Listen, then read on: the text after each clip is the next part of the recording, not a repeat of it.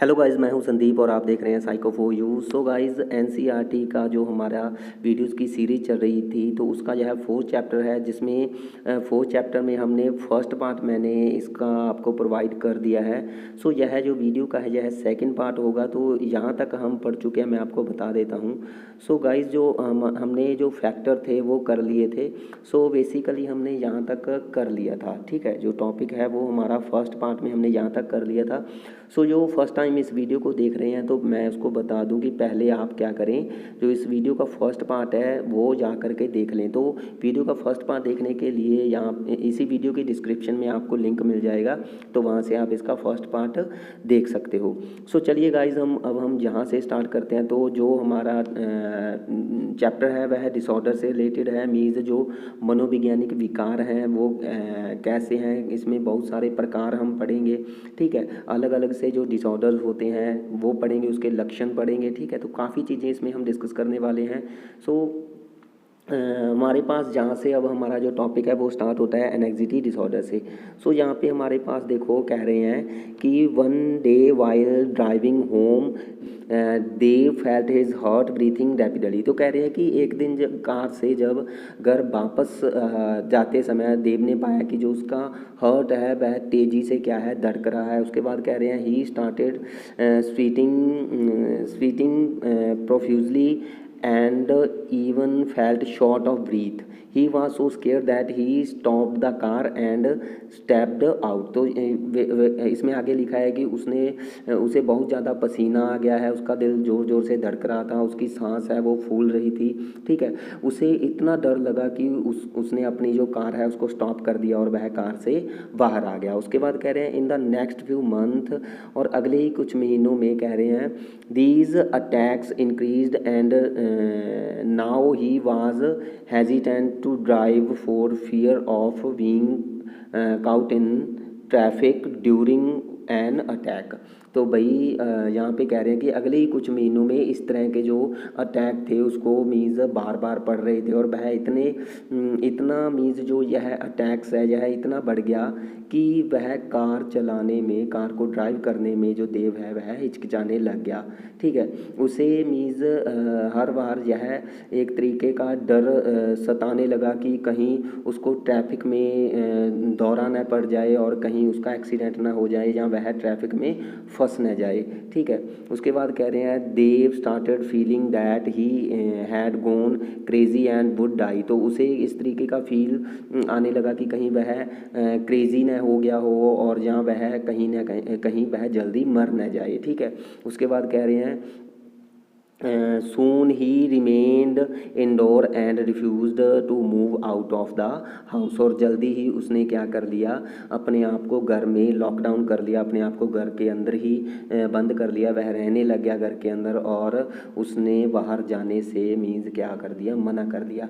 तो मीन्स यह एक एग्जाम्पल है। तो यह क्या हो सकता है, एक कार ड्राइव करते समय उसका दिल तेज़ी से धड़कने लग गया, बहुत ज़्यादा पसीना आने लग गया, उसकी सांस फूलने लग गई, उसे इतना ज़्यादा वह लगा कि उसने जो कार है उसको स्टॉप कर दिया और वह बाहर आ गया। अगले ही कुछ महीनों में मीन्स ये चीज़ें उसके साथ बार बार होने लगी कि जब भी वह कार चलाता तो वह हिचकिचाने लग जाता, कार चलाते समय वह हिचकिचाने लग गया और उसे इस तरीके के दौरे बार बार पड़ने लगे, जिससे उसके माइंड में एक डर बैठ गया, एक उसको चिंता सताने लगी कि कहीं वह इसके चलते कहीं ट्रैफिक में न फंस जाए या कहीं उसका एक्सीडेंट न हो जाए।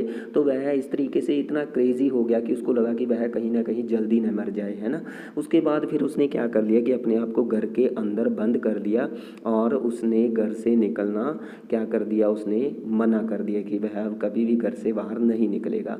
तो मीन्स अगर इस तरीके के लक्षण किसी व्यक्ति में पाए जाते हैं तो हम उसको कह सकते हैं कि वह क्या है, किसका अनुभव कर रहा है, वह एक एनेक्सिटी का अनुभव कर रहा है, वह दुश्चिंता का अनुभव कर रहा है। तो यहाँ पे आगे हमारे पास कह रहे हैं we experience anxiety when we are waiting to take an examination or to visit a dentist or even to give a solo performance. This is normal and expected and even motivates us to do our task well. तो भाई जो एक तरीके की anxiety होती है, दुश्चिंता होती है, तो मीन्स हमें इसका जो एक फील है, इसका अनुभव है, हमें तब होता है जब हम फर्स्ट टाइम किसी एग्ज़ामिनेशन में, है ना, एग्ज़ाम की वेट कर रहे होते हैं, जब फर्स्ट टाइम कोई ना कोई एग्ज़ाम दे रहे होते हैं, जब फर्स्ट टाइम हम किसी डेंटिस्ट के पास जाते हैं किसी न किसी ऑपरेट के लिए, ठीक है, इलाज के लिए, या कई बार हम अकेले किसी स्टेज पर परफॉर्म करते हैं, तो उस टाइम पे हमें जो फील आता है तो वह एक तरीके की दुश्चिंता होती है। तो मैं कुछ आपको एग्जांपल और दे देता हूँ कि जैसे कि आपके सामने बहुत सारे हज़ारों लोग बैठे हैं और आप पहली बार स्टेज पर परफॉर्म कर रहे हो, जब आप डॉक्टर के पास किसी ऑपरेट के लिए जा रहे हो, या जैसे ही अभी जो सिचुएशन चल रही है, जैसे कि अभी कोविड-19 का जो कहर है वो चल रहा है, तो जैसे कि एकदम से आपको खांसी, बुखार, जुकाम हो जाए और आपको कोरोना जैसी बीमारी का आभास हो, तो उस टाइम पे आपको इसका फील हो सकता है, एनेक्सिटी का, दुश्चिंता का, ठीक है। जब आप फर्स्ट टाइम एग्ज़ाम देने जा रहे हो, उसके बारे में आपको कुछ नहीं पता है, एग्ज़ाम में क्या आएगा, क्या सिलेबस है, पता नहीं पास हो गए या फेल हो गया ना, तो उस टाइम पे आपको यह फील आ सकता है एनेक्सिटी का। तो ये हमारे पास कुछ इन्होंने एग्जाम्पल दिए हैं कि किस टाइम पे हमें एनेक्सिटी का फील आता है। तो यह एक तरीके का डिसऑर्डर होता है, मीन्स जिसको इसके ज़्यादा बार बार दौरे पड़ते हैं, तो मीन्स यह एक डिसऑर्डर हो सकता है, ठीक है। सो इसके बाद यहाँ पे क्या कह रहे हैं, on the other hand high level of anxiety that are distressing and interfere with effective functioning indicate the presence of an anxiety disorder.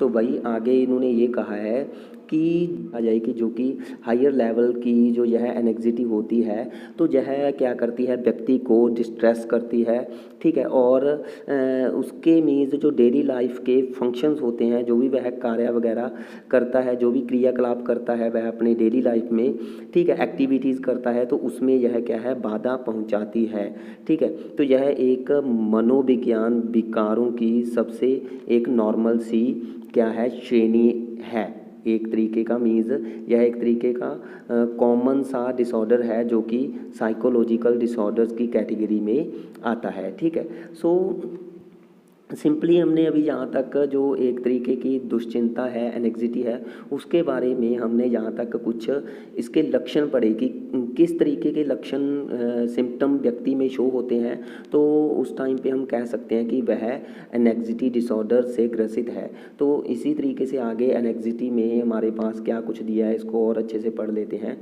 तो इसमें हमारे पास देखो कह रहे हैं कि everyone has worries and fears. The term anxiety is usually defined as a diffuse vague very unpleasant feeling of fear and apprehensions। तो भाई प्रत्येक व्यक्ति जो कि उसको यह डर होता है कि सामान्यता दुश्चिंता क्या है, मीन्स जो भी व्यक्ति डरता है तो सामान्यतः हम कह सकते हैं कि वह एनेक्सिटी डिसऑर्डर से ग्रसित है। तो एनेक्सिटी शब्द को मेनली हम क्या कह सकते हैं, तो उसको हम एक तरीके का भय कह सकते हैं, एक तरीके का डर कह सकते हैं, ठीक है। तो उसको डिफ्यूज वैग जो एक अनप्लेजेंट फीलिंग्स होती हैं, ठीक है, एक तरीके का जो डर होता है, जो हमारे मन में आशंकाएं चलती रहती हैं, ठीक है। तो ये सारे लक्षण किससे रिलेट करते हैं, एनेक्सिटी से ही रिलेट करते हैं, ठीक है। तो इसमें आगे लिखा है the एनेक्सियस individual also show combination of the following symptom. तो भाई कुछ सिम्टम्स दिए गए हैं जो भी एक दुश्चिंतित व्यक्ति होता है, जिसको दुश्चिंता है, मीन्स यह विकार है, तो उसमें कौन कौन से सिम्टम्स पाए जाते हैं, कौन कौन सा कम्बिनेशन होता है सिम्टम्स का, तो वो यहाँ पे लिखा है कि रैपिड हार्ट रेट, तो उसका जो भी हार्ट रेट होता है वो तेज़ी से धड़कता है, ठीक है। आगे कह रहे हैं कि शॉर्टनेस ऑफ ब्रीथ, कि भाई उसको सांस लेने में क्या है, कमी होती है। आगे कह रहे हैं डायरिया हो गया, लॉस ऑफ एपिटाइट, फेंटिंग, है ना, डिज़ाइननेस। तो ये कुछ सारी चीज़ें दी गई है कि भाई उसको भूख नहीं लगती, वह बेहोश रहता है, ठीक है, जहाँ उसको चक्कर आते हैं, स्वीटिंग, उसको पसीना आता है, ठीक है।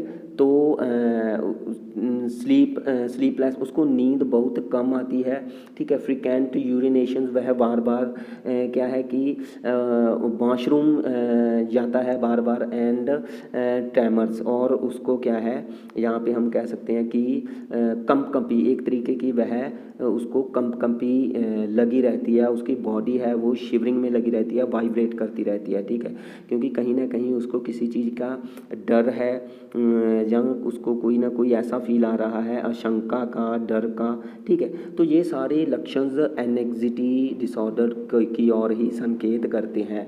तो आगे हमारे पास कह रहे हैं there are many type of anxiety disorder. तो हमारे पास बहुत सारे टाइप्स हैं एनेक्सिटी डिसऑर्डर के। तो इसमें हमारे पास फर्स्ट आया है, तो ये चीज़ आपने अपनी कॉपी पे नोट कर लेनी है। देखो कुछ तो इसमें नोट करने वाली चीज़ें हैं, पढ़ा तो मैं यहाँ पे सारा ही रहा हूँ, लेकिन नोट करने वाली चीज़ें यही हैं कि भाई इसके आप कुछ लक्षण हैं वो नोट कर सकते हो, ठीक है। तो यह एक तरीके का भय होता है, एक तरीके की अस्पष्ट, जहाँ एक तरीके की अनप्लेजेंट भावना होती है, ठीक है, जिसमें व्यक्ति की जो कि हार्ट रेट है वो तेज़ हो जाती है, सांस लेने में उसे कमी होती है, ठीक है, डायरिया रहता है, भूख नहीं लगती, बेहोशी, जहाँ चक्कर आना, जहाँ उसको पसीना आता है, जहाँ उसको नींद आने में कमी है ना, और वह बार बार वॉशरूम वगैरह यूज़ करता है। तो ये सारी चीज़ें मीन्स किसकी और संकेत करती है, तो ये एक तरीके का एनेक्सिटी डिसऑर्डर है। तो आगे जो आप लिख सकते हो उसके टाइप लिख सकते हो, और टाइप्स में भी यही चीज़ें आएंगी।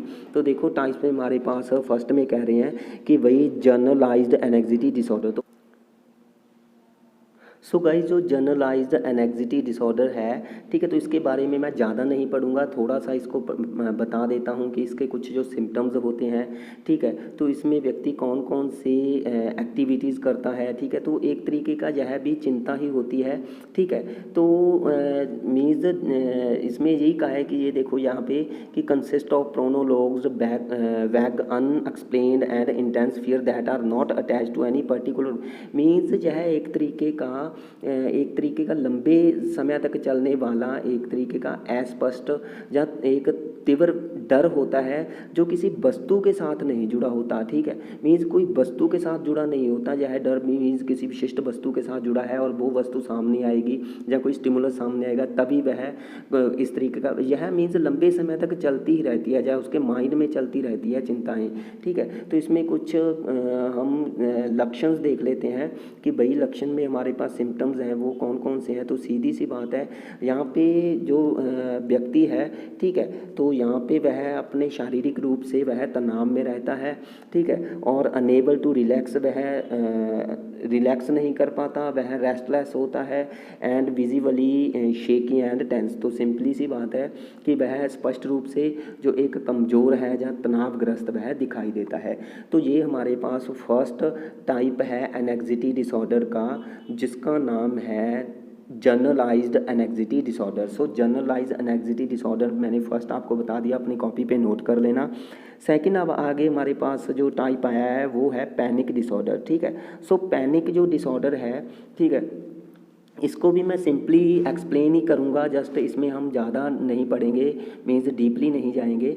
तो जो पैनिक डिसऑर्डर है, चलो थोड़ा सा देख लेते हैं। कह रहे हैं which consist of recurrent anxiety attack in which the person experience intense terror. तो भाई यह एक तरीके, इसको हिंदी में बोलते हैं आंतक विकार, ठीक है। इसको अगर हिंदी की बात करें तो हिंदी में इसको आप बोल सकते हो आंतक विकार, ठीक है। सो इसमें क्या है, आंतक विकार में इसमें जो एनेक्सिटी है, इसके लगातार जो अटैक है वो होते रहते हैं, और व्यक्ति क्या है इसमें तेज़ी से एक तरीके की जो दहशत होती है, ठीक है, उसको महसूस करता है, एक तरीके से दहशत जो होती है ना उसको फील करता है इसमें व्यक्ति।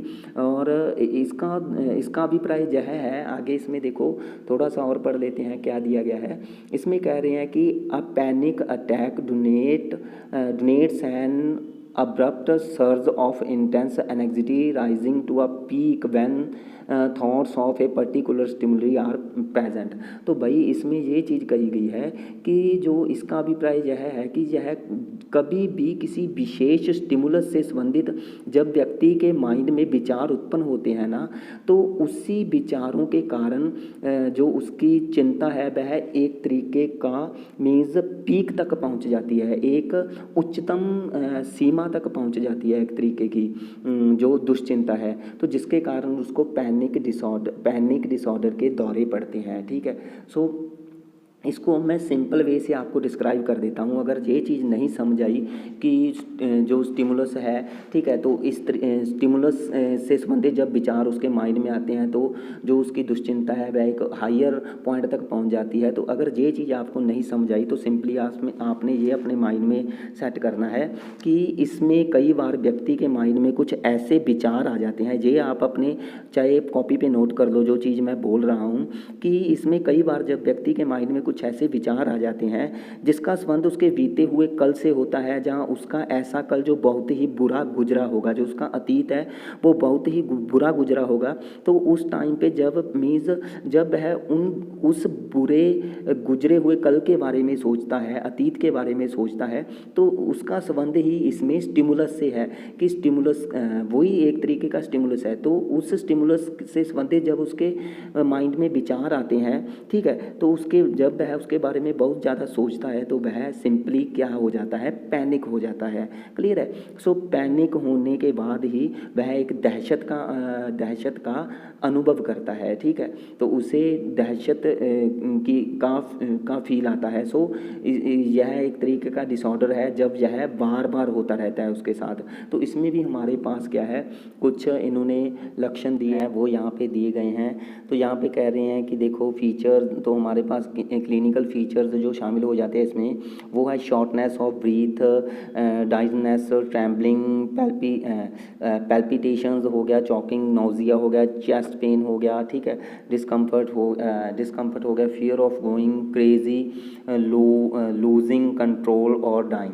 तो भाई ये सारे कुछ लक्षण है जिसको हम मीन्स कह रहे हैं कि सांस की कमी हो गया, चक्कर आना हो गया, कंपी, दिल का तेज़ी से धड़कना हो गया, जहाँ उसका दम घुटना हो गया, जी मिचलाना हो गया, जो उसकी छाती में दर्द है, ठीक है, वो हो गया, जहाँ वह कंफर्टेबल फील नहीं कर रहा है, ठीक है, अपना जो अपना संयम है, वो जो अपना कंट्रोल है वो खो रहा है, ठीक है, तो जो सारी चीज़ें इसमें वो क्रेज़ी हो रहा है, तो ये सारी चीज़ें इसमें पैनिक डिसऑर्डर में आ जाती है। सो हमने फर्स्ट किया जनरलाइज्ड एंग्जायटी डिसऑर्डर, जो टाइप्स फर्स्ट था। सेकंड टाइप हमने किया पैनिक डिसऑर्डर, ठीक है। आगे हमारे पास देखो यहाँ पे क्या आता है, आगे हमारे पास ये चीज़ आती है फोबिया, ठीक है। सो यह भी एक तरीके का डिसऑर्डर होता है। सो एंग्जायटी डिसऑर्डर के बाद हमारे पास जो नेक्स्ट थिंग आई है वो है फोबिया। तो इसके बारे में हम थोड़ा सा पढ़ लेते हैं। तो इसमें भी हमारे पास देखो फोबिया में क्या दिया है, तो मैं इसको यहीं से ही स्टार्ट करूँगा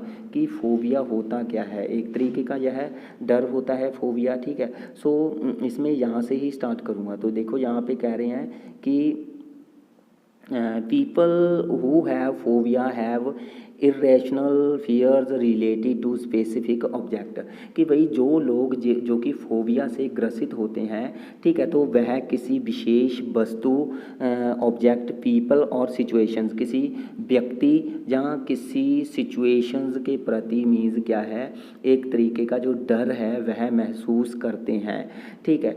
तो यह भी एक तरीके, यह किससे मीन्स ये चीज़ किसकी वजह से आती है, तो यहाँ पे कह रहे हैं फोबिया ऑफन डेवलप ग्रेजुअली और begin with the generalised anxiety disorder. So हमने ऊपर जो टाइप पढ़ा था एंग्जायटी डिसऑर्डर का, first type generalised anxiety disorder, तो उसी की वजह से यह धीरे धीरे क्या है, विकसित हो जाता है फोबिया। सो एक दूसरे पे डिपेंड है ये चीज़ें। मीन्स अगर जनरलाइज्ड एंग्जायटी डिसऑर्डर किसी को है तो उसको मीन्स किसी विशेष ऑब्जेक्ट से या पीपल से, लोगों से या सिचुएशन से क्या है, स्पेसिफिक एक तरीके का फोबिया हो सकता है, डर हो सकता है। सो सिंपली फोबिया को हम डर कह सकते हैं, ठीक है। सो आगे कह रहे हैं phobia can be grouped into 3 main types. तो यहाँ पे फोबिया को भी तीन ग्रुप्स में डिवाइड किया गया है। तो यहाँ पे हमारे पास आया है specific phobia, social phobia and agoraphobia, ठीक है। सो तीन हमारे पास आए हैं, स्पेसिफिक, सोशल और एगोरा, ठीक है। ये तीनों आप याद रखोगे, इसके बारे में हम थोड़ा सा डिस्कस करेंगे। सो फोबिया को सिंपल लैंग्वेज में आपने क्या लिखना है, इसको सिंपल लैंग्वेज में लिख लो अपनी कॉपी पे कि जिसको नॉर्मल लैंग्वेज में हम डर कह सकते हैं, डर, ठीक है। तो वह एक तरीके का फोबिया होता है। और जो व्यक्ति फोबिया से ग्रसित होता है तो वह किसी विशेष वस्तु, व्यक्ति या स्थिति, मीन्स किसी विशेष ऑब्जेक्ट, किसी व्यक्ति, पर्सन या किसी सिचुएशन के प्रति डर का महसूस करता है, ठीक है। सो जनरलाइज्ड एंग्जायटी डिसऑर्डर के चलते फोबिया हो सकता है, क्लियर है। तो इसके तीन प्रकार हम अब पढ़ने वाले हैं। सो इसमें हमारे पास फर्स्ट आया है स्पेसिफिक फोबिया, सेकंड हमारे पास आया है सोशल और थर्ड हमारे पास आया है एगोरा। सो गाइस स्पेसिफिक जो फोबिया है इसके बारे में हम देख लेते हैं। तो यहाँ पे कह रहे हैं specific phobias are the most commonly occurring type of phobia. तो यह एक क्या है कि एक तरीके का टाइप ही है किसका, फोबिया का। तो इसमें कह रहे हैं कि the group includes, this group include irrational fear such as intense fear of a certain type of animal और of a being in an enclose space. तो वही यहाँ पे ये चीज़ कही गई है कि इसमें एक तरीके का यह भय ही होता है, डर ही होता है, जो कि किसी विशेष प्रकार के जानवर के प्रति डर का होना, जहाँ जब कोई व्यक्ति किसी बंद कमरे में हो लगातार, ठीक है, तो उस टाइम पे वो जो डर महसूस कर रहा है वो भी एक तरीके का फोबिया हो सकता है। सो किसी बंद कमरे में या किसी बंद जगह में, ठीक है, जो महसूस होता है डर, वह एक तरीके का फोबिया हो सकता है, ठीक है। सो आगे हमारे पास कह रहे हैं intense and incapacitating fear and embarrassment when dealing with other characterise social phobia. So इसमें अब सोशल फोबिया हमारे पास क्या दिया गया है कि जब हम दूसरों के साथ इस तरीके का दूसरों के साथ व्यवहार करते समय हम एक तरीके का डर महसूस करते हैं, जहाँ हम अपने आप को अनेबल महसूस करते हैं, जहाँ अपने आप को ऐसा महसूस मीन्स उलझ जाते हैं, ठीक है, उलझन महसूस करते हैं किसी दूसरों के साथ व्यवहार करते समय, बर्ताव करते समय, बातचीत करते समय। तो उस टाइम जो हमारा जो एक तरीके की उलझन होती है या डर होता है, जहाँ हम अपने आप को एक तरीके से अनेबल महसूस करते हैं, तो वो क्या हो सकता है, सोशल फोबिया हो सकता है। देखो स्पेसिफिक फोबिया किसी स्पेसिफिक चीज़ से रिलेटेड हो सकता है, जैसे एग्जांपल में हमने एनिमल से कोई मीन्स जब हम किसी एनिमल से डरते हैं, है ना, तो एक स्पेसिफिक फोबिया हो गया। और सोशल फोबिया आपने याद रखना है कि जब हम सोसाइटी में दूसरों के साथ कम्युनिकेशन करने में हिचकिचाते हैं या डर महसूस करते हैं या उलझन महसूस करते हैं, तो उस टाइम पे जो फोबिया डर हो है वह किस तरीके का फोबिया है, सोशल फोबिया है। आगे हमारे पास नेक्स्ट है एगोराफोबिया। तो इसमें कह रहे हैं is the term used when people develop a fear of entering unfamiliar situation. तो भाई यह एक ऐसा डर है कि जब आप किसी अनजान या अपरिचित सिचुएशन के प्रति, जहाँ उस सिचुएशन में फंस जाते हो, तो उस टाइम पे जो आप डरते हो, ठीक है, तो यह कैसा फोबिया है, यह एक एगोरा फोबिया है, ठीक है। सो एगोरा फोबिया को आप जब लोग अपरिचित सिचुएशन में प्रवेश करने के भय से ग्रसित हो जाते हैं, तो यह एक तरीके का जो एगोराफोबिया होता है, ठीक है। सो ये हमारे पास फोबिया जिसमें हम तीन टाइप पढ़े, स्पेसिफिक फोबिया, सोशल फोबिया और एगोराफोबिया। सो आगे हम देख लेते हैं कि हमारे पास कौन सा विकार आया है। सो आगे हमारे पास ये नेक्स्ट है टर्म ऑब्सेसिव कंपल्सिव डिसऑर्डर। तो यहाँ पे आप देख सकते हो। सो ये हमारे पास नेक्स्ट टर्म आई है, तो ये हम पढ़ेंगे कि क्या चीज़ है ये। तो ये भी एक तरीके का डिसऑर्डर है, ऑब्सेसिव कंपल्सिव डिसऑर्डर, जिसको हिंदी में बोलते हैं मनोग्रसित, ठीक है, मनोग्रसित बाध्यता विकार।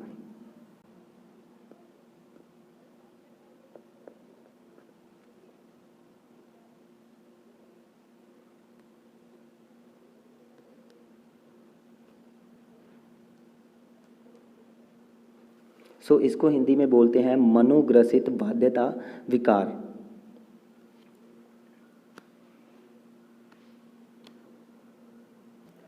सो इस डिसऑर्डर के बारे में क्या चीज़ दी गई है, तो इसमें कह रहे हैं obsessive compulsive disorder are unable to control their preoccupations with specific ideas are unable to prevent themself from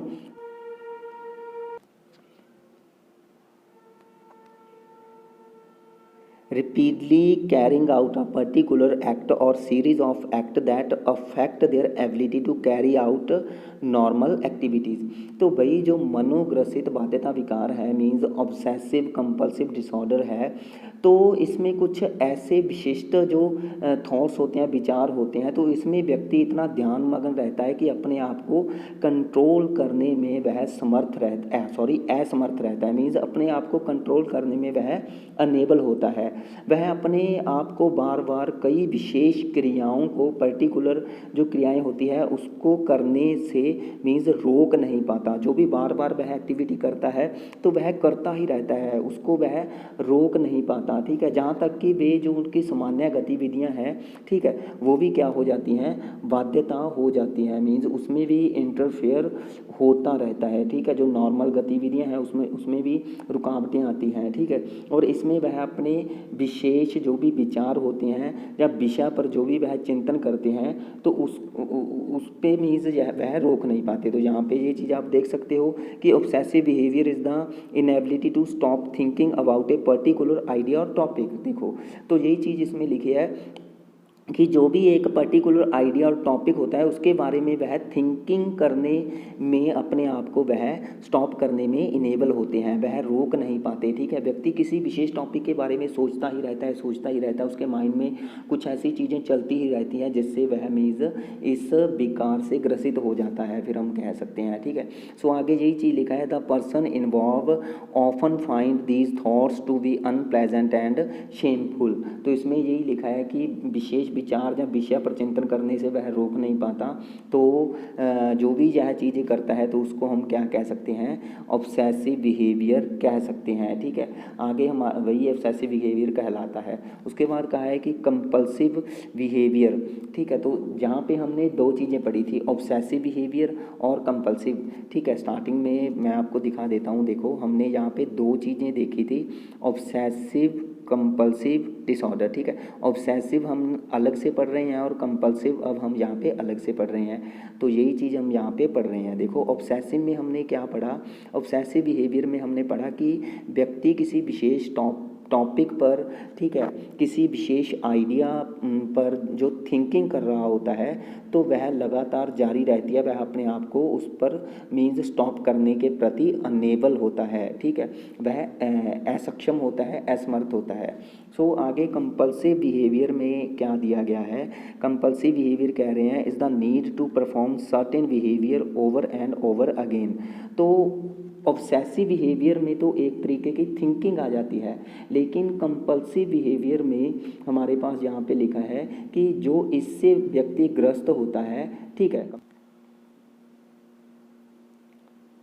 तो वह किसी भी व्यवहार को बार बार करने की आवश्यकता रखता है। तो यहाँ पे यही चीज़ लिखी गई है कि कंपल्सिव बिहेवियर में किसी भी जो भी बिहेवियर है उसको बार बार करने की जो नीड होती है तो उसको बार बार मीन्स आवश्यकता महसूस होती है। तो यहाँ पे वह बिहेव कर रहा है, यहाँ पे वह थिंकिंग कर रहा है। ऑब्सेसिव बिहेवियर में वह थिंक करता है किसी विशेष टॉपिक को, बार बार सोचता रहता है, अपने आप को रोक नहीं पाता। जो भी उसके कुछ अनप्लेजेंट एंड शेमफुल थॉट्स होते हैं उसको वह फाइंड करता रहता है इसमें, ठीक है। और जो कंपल्सिव बिहेवियर है इसमें वह परफॉर्म करता है कुछ एक निश्चित व्यवहारों को परफॉर्म करता है जो बार बार करता रहता है। इसमें बहुत सारे कंपल्जन्स शामिल हो जाते हैं, जैसे कि काउंटिंग करना, ऑर्डर देना, चेकिंग, टचिंग, वॉशिंग, है ना। तो ये चीज़ें बार बार होती रहती है, तो यह क्या है, एक कंपल्सिव बिहेवियर हो सकता है। अब ऑब्सेसिव कंपल्सिव डिसऑर्डर को आप ईजिली समझ लो। तो ये तो हो गई यहाँ पे हमने जो बुक में लिखा है ना, तो ये चीज़ें पढ़ दी। अब ईजिली समझ लो, क्योंकि हर चीज़ को ईजिली समझना, अपनी कॉपी पे नोट करना, ये चीज़ें आसान हो जाती है। तो सिंपली इसको भाषा में हम क्या कह सकते हैं, तो इसमें आपको याद रखना है कि इसमें व्यक्ति अपने व्यवहारों या क्रियाओं पर कंट्रोल नहीं कर सकता, वह कंट्रोल करने करने में असमर्थ होता है। जो ऑब्सेसिव कंपल्सिव बिहेवियर है, इसमें व्यक्ति किसी विशेष कार्य को बार बार करता रहता है, अपने आप को रोक नहीं पाता। वह अपने माइंड में किसी विशेष विचार या चिंतन को करने में रोक नहीं पाता। ठीक है, तो ये सारी चीज़ें किससे रिलेट करती हैं? ऑब्सेसिव कंपल्सिव बिहेवियर से। ऑब्सेसिव बिहेवियर में माइंड में जो चीज़ बार बार सोची जा रही है, और कंपल्सिव बिहेवियर में एक्टिविटी जो बार बार की जा रही है। जैसे बार बार क्या कह रहे हैं इसमें कि बार बार हाथ धोना, बार बार गिनना, ठीक है, किसी चीज़ को बार बार छूना। तो ये सारी चीज़ें किससे रिलेट कर सकती है? कंपल्सिव बिहेवियर से रिलेट करती है। क्लियर है? तो ये आप याद रखोगे। आगे हमारे पास नेक्स्ट जो टर्म आई है, नेक्स्ट विकार है, वो है पोस्ट ट्रॉमेटिक स्ट्रेस डिसऑर्डर। ठीक है, तो ये हमारा लास्ट टॉपिक रहेगा यहाँ पे इसी वीडियो का। यह सेकंड, मैं बार बार आपको कह रहा हूँ कि फर्स्ट पार्ट मैंने आपको प्रोवाइड कर दिया था इस वीडियो का, इस चैप्टर का, और जो सेकंड पार्ट है ये हमारा अब चल रहा है, और यहीं तक हमारा यह मीन्स टॉपिक रहेगा। आगे जो थर्ड पार्ट है वो मैं प्रोवाइड कर दूंगा यहाँ से, सोमैटोफॉर्म डिसऑर्डर से हम आगे कंटिन्यू कर लेंगे थर्ड पार्ट में। क्लियर है? सो जो पोस्ट ट्रॉमेटिक स्ट्रेस डिसऑर्डर है, तो इसको शॉर्ट में कहते हैं PTSD। देखो, ये क्वेश्चन आ सकता है आपको CTET में या किसी KVS NVS जो भी मीन्स एग्ज़ाम है कम्पिटिटिव, उसमें आपको देखने को मिल सकता है। PTSD की फुल फॉर्म एक तो आपने याद रखनी है, जो कि एक डिसऑर्डर से रिलेटेड है, पोस्ट ट्रॉमेटिक स्ट्रेस डिसऑर्डर। तो इसमें हमारे पास देखो कह रहे हैं कि शुरू से ही पढ़ लेते हैं। कह रहे हैं very often people who have been caught in natural disaster, जैसे कि सुनामी हो गया, और have been victims of bomb blast by terrorist, okay, और been in a serious accident और in a war related situations experience post traumatic stress disorder PTSD। तो भाई कई बार हमें बहुत सारे लोग ऐसे मिले होंगे जो कि किसी जो प्राकृतिक आपदा होती है उसमें मीन्स जो फंस चुके होते हैं, या कोई एक टेररिस्ट जो ब्लास्ट होता है, बॉम्ब ब्लास्ट होता है, ठीक है, उसके शिकार हो चुके होते हैं, जब बहुत सारी ऐसी सीरियस कोई एक्सीडेंट होता है, मीन्स उसकी सिचुएशन में फंस चुके होते हैं, है ना। तो बहुत सारे ऐसे लोग हमें मिले होंगे।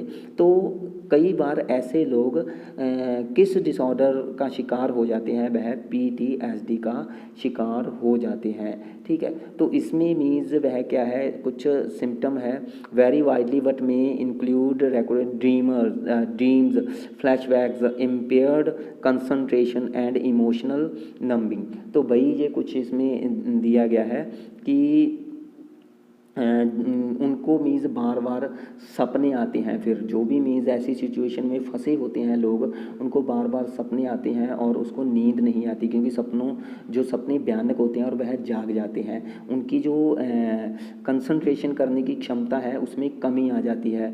ठीक है, वह ज़्यादा इमोशनली होते हैं, जल्दी इमोशनली हो जाते हैं। ठीक है, और जो उनका मीन्स हम कह सकते हैं फ्लैशबैक है, ठीक है, तो उसको वह बार बार याद करते हैं, और फिर याद करके वह क्या है, दुख में चले जाते हैं। ठीक है, तो यह एक तरीके का विकार है जो कि पोस्ट ट्रॉमेटिक स्ट्रेस डिसऑर्डर है, जिसमें व्यक्ति अपने अतीत के बारे में सोच करके परेशान होता होगा।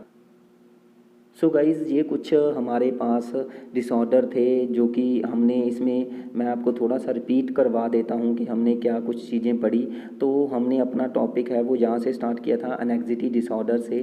ठीक है, सो एनेक्सिटी डिसऑर्डर में हमने इसके 2 टाइप पढ़े थे। तो हमारे पास एक तो आया था कि जनरलाइज्ड एनेक्सिटी डिसऑर्डर, इसमें हमने एक टाइप पढ़ा, और एक हमने यहाँ पे इसमें पढ़ा था पैनिक डिसऑर्डर। ठीक है, उसके बाद हमने फोबिया पढ़ा था, और फोबिया में हमने 3 टाइप पढ़े थे, जिसमें हमने स्पेसिफिक फोबिया पढ़ा। ठीक है, उसके बाद हमने सोशल फोबिया पढ़ा, और एक हमने पढ़ा था एग्रोफोबिया। ठीक है, तो इसके बाद जो हमने पढ़ा था ऑब्सेसिव कंपल्सिव और डिसऑर्डर को।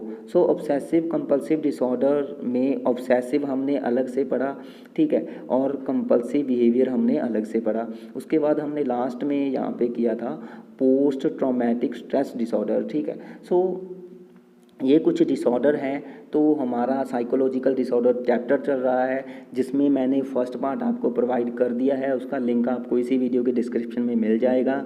सेकंड पार्ट हमने ये पूरा कर लिया है और थर्ड पार्ट इसका आगे आ जाएगा। और अगर वीडियो आपको अच्छी लगी प्लीज़ चैनल को सब्सक्राइब करें और वीडियो को लाइक करें, ठीक है। तो ऐसे ही हम आपको अच्छी अच्छी नॉलेज प्रोवाइड करते रहेंगे, ठीक है। और मैंने एक वीडियो डाली थी अपनी कि जिसमें मैंने कहा था कि भाई जो मेरे साथ कोलैब करना चाहता है टीचर, जो पढ़ाने की इच्छा रखता है, तो वो मेरे साथ कांटेक्ट कर सकता है, ठीक है। तो मेरे साथ फ़ोन पे वह कांटेक्ट कर सकता है। मेरा फ़ोन नंबर है 9671544055, ठीक है। तो जो पढ़ाने का इच्छुक है, ठीक है। सो अगर यह वीडियो जो स्टडी मैटर है आपको अच्छा लगा तो प्लीज़ इसको लाइक करें, ज़्यादा से ज़्यादा अपने फ्रेंड सर्कल में शेयर करें। Thanks for watching. Click on the give icon to subscribe us. Please subscribe us for more updates. Click on the give icon to subscribe us.